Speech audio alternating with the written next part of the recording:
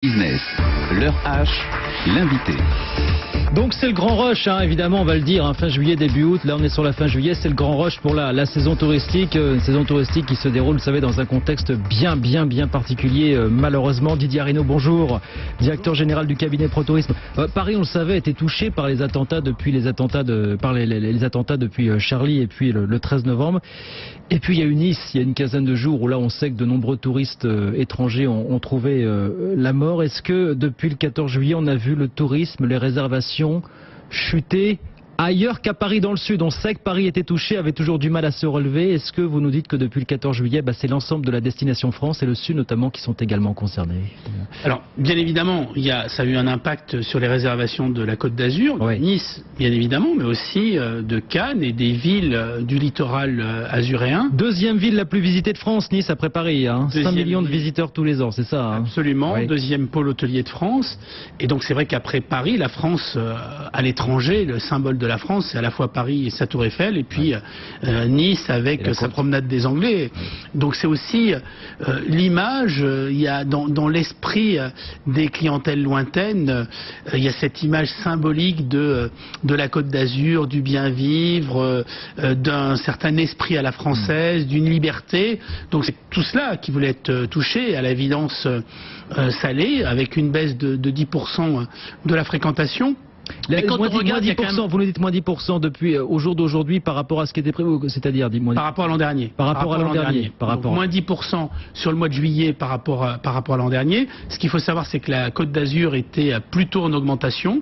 Il y avait juste avant cet attentat une augmentation de 2% des réservations sur Nice. Et alors on peut trouver ça important, bien évidemment, mais ça montre aussi la capacité de résilience de notre tourisme. Oui, parce que comment vous le jugez, ce chiffre de moins 10% finalement? Moi je trouve que c'est plutôt positif, parce que quand on prend moins 10% sur le littoral pendant quelques semaines, mais ce chiffre sera moindre à l'issue de la saison touristique, donc ça montre bien, les réservations sont plutôt bonnes sur le mois d'août. Et puis il y a des secteurs d'activité qui sont nettement moins touchés, bien évidemment. C'est le cas notamment du secteur de l'hôtellerie de plein air, y compris sur la Côte d'Azur. Oui. C'est le cas aussi des résidences de tourisme, c'est le cas de l'arrière-pays, et on voit bien que, heureusement, pour notre pays, nous avons une diversification des clientèles.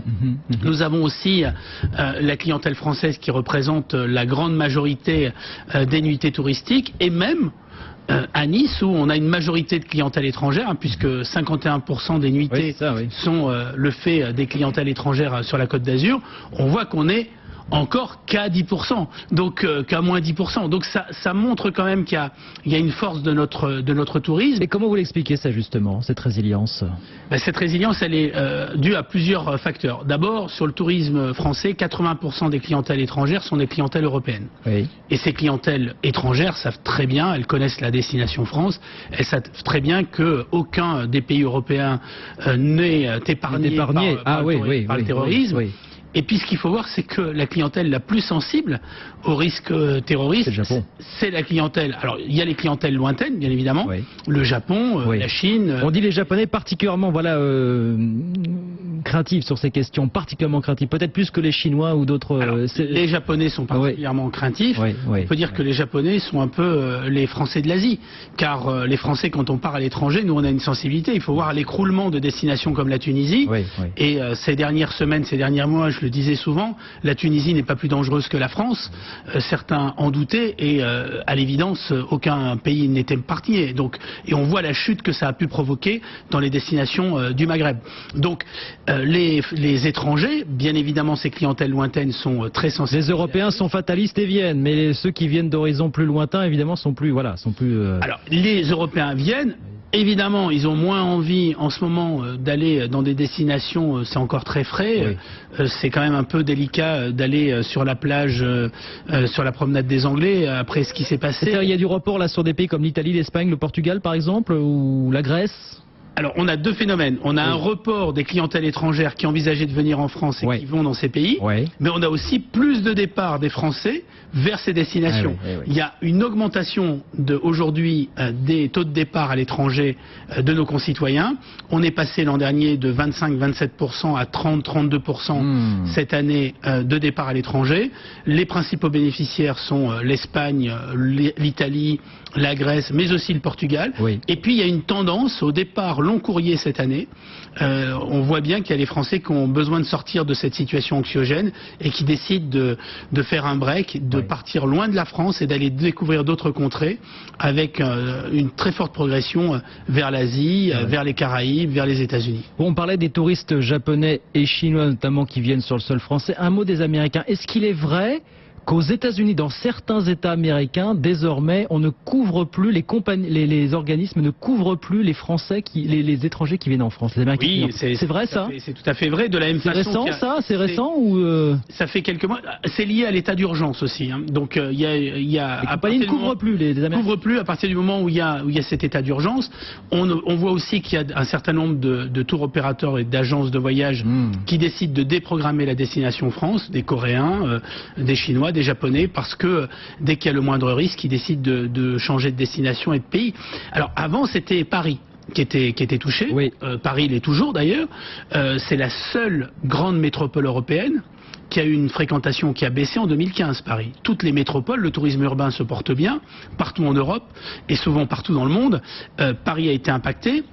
Maintenant, on commence à avoir un impact sur la province. On le voit aussi dans des destinations comme le Mont-Saint-Michel. Le Mont-Saint-Michel subit cet impact. Et puis, certains opérateurs ont décidé d'arrêter de programmer la destination France. Alors, on n'est pas sur des volumes considérables, hein, compte tenu de la répartition des clientèles étrangères que j'évoquais tout à l'heure, avec 80% de clientèle européenne, mais ça a un impact. Mais il s'est passé quelque chose, on s'est rendu compte d'une certaine façon, c'est bête à dire comme ça, mais que la menace d'attentat ne visait pas que Paris, qu'elle pouvait frapper n'importe où en France, comme ce qui s'est passé à Nice, ce qui est passé il y a quelques jours encore du côté de la Seine-Maritime finalement. Absolument. Maintenant, au-delà de ces attentats, ce qu'il faut voir aussi, c'est que la tendance à la baisse des réservations, elle n'a pas débuté avec l'attentat de Nice.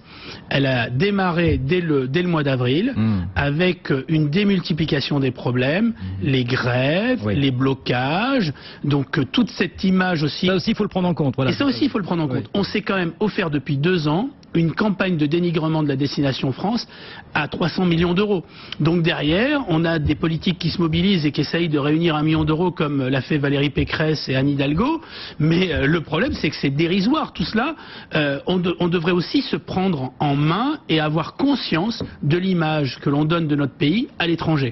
Or, ce tourisme, c'est aussi des emplois. Là encore, avec la grève Air France en plein départ en vacances. Donc vous imaginez pour les clientèles étrangères, est-ce qu'aujourd'hui, on a envie, quand on est étranger, il faut être motivé. D'ailleurs, ce que les Français doivent faire, et les professionnels, c'est encore mieux accueillir les touristes étrangers, car il faut voir que, pour le coup, c'est un vrai militantisme de venir en France pour ces clientèles. On ne se facilite pas la tâche, et ça a pour conséquence aussi de fragiliser notre industrie. Alors, il y a les opérateurs qui sont suffisamment solides et qui passeront le cap, mais il y a aussi l'hôtellerie indépendante, les petites résidences de tourisme, tous ces acteurs qui dépendent très fortement des clientèles étrangères en complément d'activité. Et puis ce sont des pans entiers de notre territoire qui dépendent de l'activité. Pour rappeler le chiffre d'ailleurs, sur la Côte d'Azur, le tourisme, 10% des emplois directs, c'est à peu près ça? Oui, mais quand on prend les emplois indirects et induits, on est à 20%. On est à 20%. Voilà. Et là, tout se concentre sur l'été. Autant la région parisienne, Paris, bon, on peut rattraper le coup sur l'ensemble de l'année ou presque, que là, ça se concentre des mois de beau temps. Ça se concentre plus fortement sur l'été. Et puis surtout, ils ont besoin d'une clientèle qui est une clientèle d'affaires, de congrès, de séminaires. Ces clientèles, elles sont très importantes sur l'arrière-saison et le hors-saison, sur la Côte d'Azur. La question est de savoir, est-ce que on aura autant de réservations dans les mois qui viennent? L'impact, il va être relativement limité sur l'été. La question que l'on peut se poser, c'est quel va être l'impact à moyen terme pour la Côte d'Azur et pour le reste des... Pourquoi est-ce qu'il y aurait forcément plus d'impact dans quelques mois qu'aujourd'hui pour vous? Eh bien parce que quand on regarde les réservations... On pourrait la chose à l'inverse, que ça s'estompe, que la crainte s'estompe. Si, souhaitons-le, il n'y a pas d'attentat, mais pourquoi il y aurait plus de... Eh bien pour une raison simple, c'est que ceux qui viennent, ils avaient déjà réservé, ils avaient déjà payé, ils avaient déjà organisé leur séjour. Et donc, ce que nous craignons, c'est que l'impact il soit plus fort pour ceux qui envisageaient de venir sur le territoire. Donc c'est pas tant les annulations, souvent on nous parle des annulations, que les non-réservations. On le voit d'ailleurs, ce qui a manqué, ce sont plutôt les réservations de dernière minute. Les annulations ont été relativement faibles sur la Côte d'Azur. Et quand on regarde à moyen terme les réservations long courrier vers la destination Côte d'Azur, on est à moins 15% sur le mois de septembre en prévision. Donc ça n'est pas très bon signe et ça signifie qu'il va falloir diversifier les clientèles et être encore plus fort sur le marché français car heureusement les premiers clients de la destination France ce sont les Français. Comment vous faites pour être encore plus fort? Vous me dites être encore plus fort, oui, mais quand la peur est ancrée dans les esprits, qu'est-ce qu'on fait? Comment on fait venir le touriste plus facilement? Je crois que cette peur, il ne faut pas non plus en faire plus que la réalité. Les clientèles continueront à aller sur les plages, à partir en vacances. On a beaucoup plus de risques de mourir dans un accident de voiture ou d'une crise cardiaque que dans un attentat terroriste. Oui, mais c'est difficile à l'expliquer à ces touristes qui viennent d'horizons très lointains, comme vous le dites. C'est difficile à expliquer. Il faudra s'accommoder de la baisse de ces clientèles lointaines. Il faudra certainement les rassurer, prendre un peu de temps, travailler les réseaux de distribution, travailler la qualité de notre offre. Ça doit être une opportunité pour qu'on se remette en question sur une véritable politique touristique de la destination France. Or, ça fait 40 ans qu'il n'y a pas de politique touristique en France.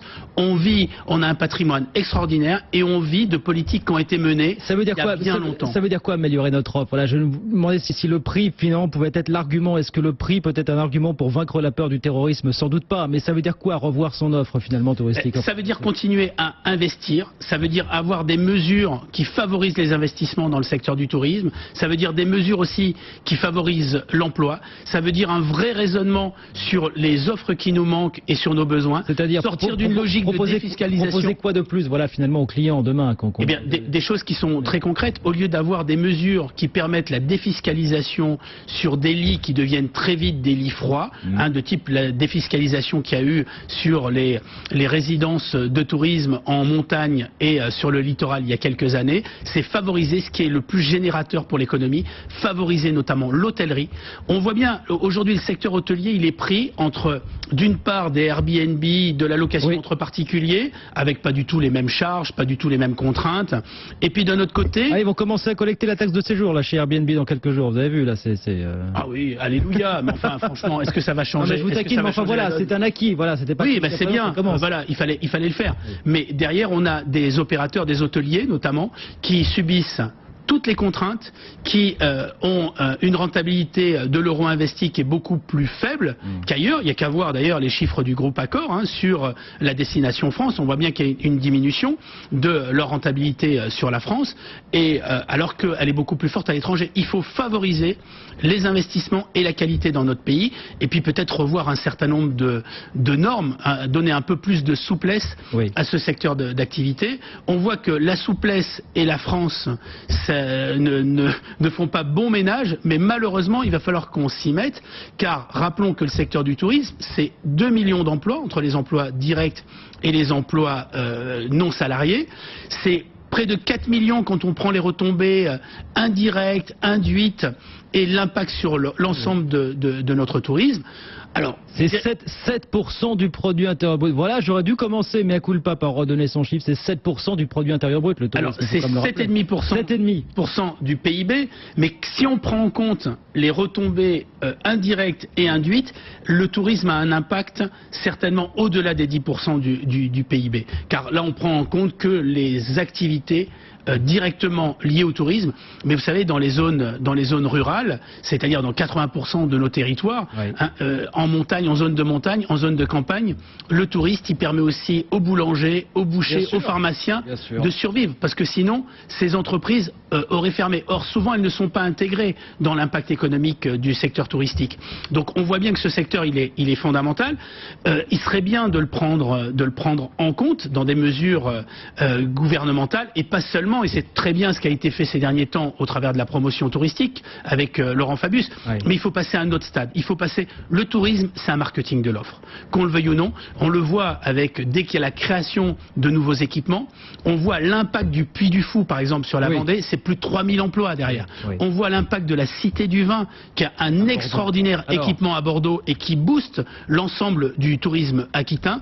On voit bien que ça passe par de l'innovation, de l'équipement, de l'investissement. Et là, les pouvoirs publics ont un rôle à jouer. C'est ce qu'ils ont fait. Si la France est la première destination touristique au monde, enfin la 4e en termes d'impact économique, mais réjouissons-nous de cette place, c'est parce qu'il y a 40 ans, les élus, les politiques ont aménagé la montagne, le littoral avec le plan Racine et la Miaca, la côte aquitaine. 84 millions de touristes internationaux l'an dernier en France. Effectivement, faut rappeler ce chiffre. Vous me tendez une perche, il nous reste une grosse minute, mais vous avez parlé de la Cité du Vin qui vient d'être inaugurée, Bordeaux.